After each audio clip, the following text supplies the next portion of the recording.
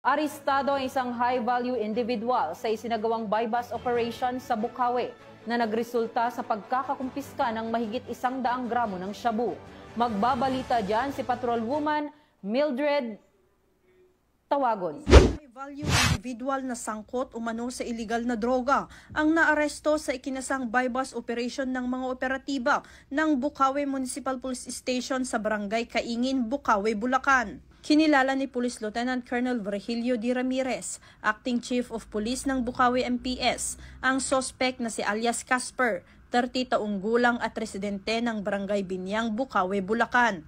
Nasamsam mula sa kanya ang tinatayang 103 gramo ng hinihinalang shabu na may tinatayang standard drug price na 700,400 pesos. Dinala ang suspect at ang mga nakumpiskang ebidensya sa Bukawi MPS para sa kaukulang disposisyon habang inihahanda ang kasong isasampa laban sa kanya sa paglabag sa Section 5 at 11 ng Republic Act 9165 o Comprehensive Dangerous Drugs Act of 2002. Ang nasabing operasyon ay bahagi ng pinaigting na kampanya ng Bulacan Police Provincial Office laban sa pinagbabawal na gamot na hadlang sa kaayusan at katahimikan tungo sa pagkamit ng kaunlaran.